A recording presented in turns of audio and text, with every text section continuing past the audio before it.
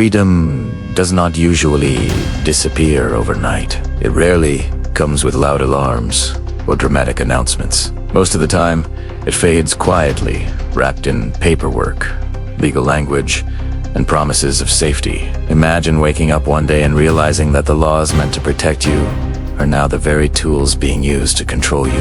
That is not a movie plot.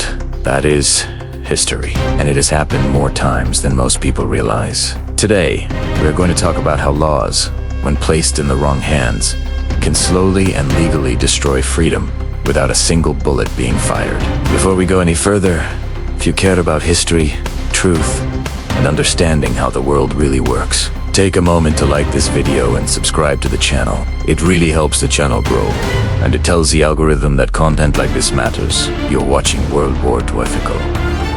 And here, we don't just tell stories from the past.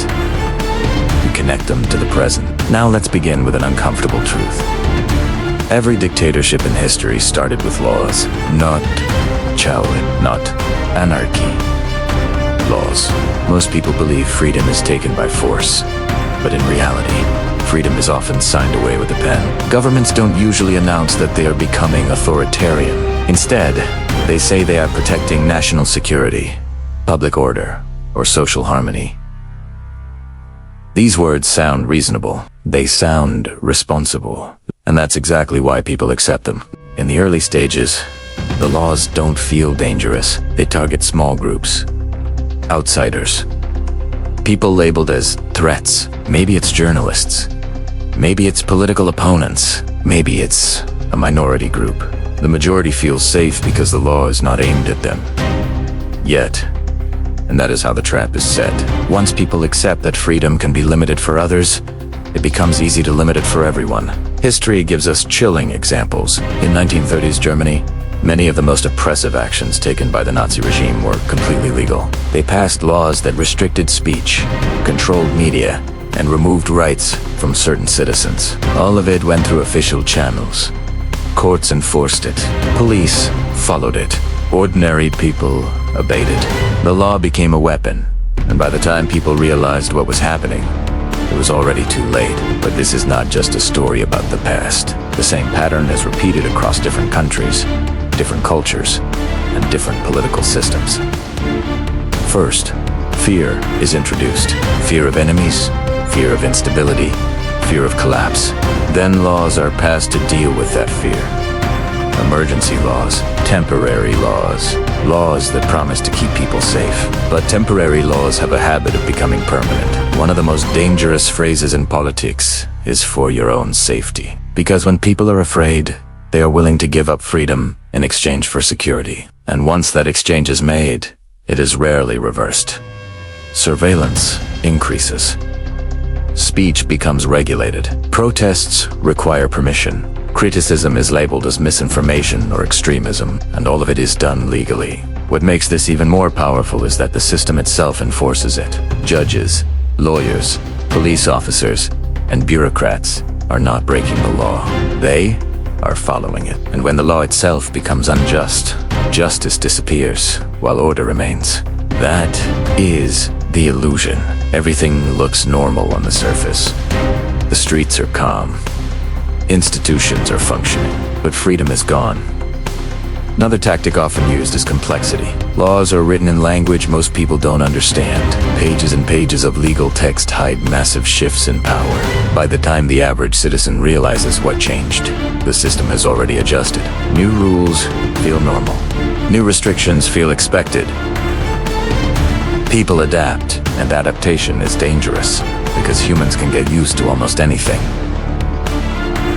Media control plays a huge role here. When laws are used to regulate what can be said, shown, or questioned, the public narrative becomes controlled.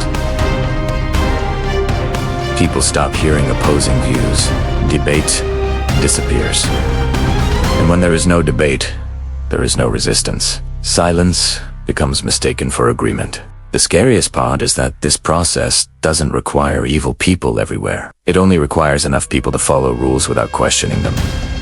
History shows us that ordinary individuals, not monsters, keep these systems running. They tell themselves they are just doing their jobs, that they have families to feed, that they are not responsible for the bigger picture. And slowly, freedom suffocates under layers of legality. You might be thinking, this could never happen here. And that belief is exactly what allows it to happen anywhere. No country is immune. No system is perfect. The moment people stop paying attention, stop questioning authority, and stop defending basic freedoms, the door opens. Freedom of speech is often the first target, because speech is powerful.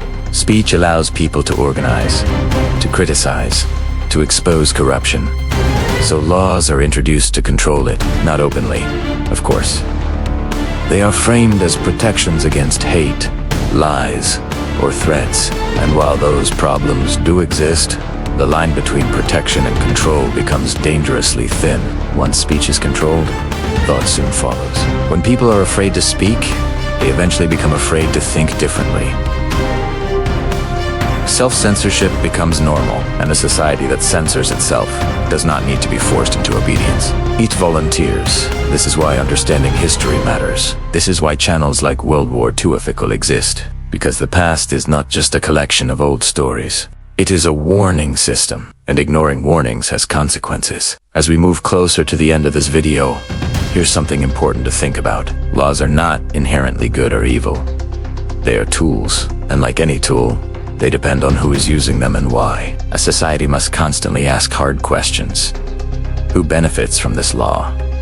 Who loses freedom because of it? And what happens if this power is abused? If this video made you think, I want to hear from you. Share your thoughts in the comments. Do you believe freedom today is more protected or more fragile than in the past? And if you found this video valuable, don't keep it to yourself. Share it with someone who needs to hear this message. History only repeats itself when people forget. Let's not be those people.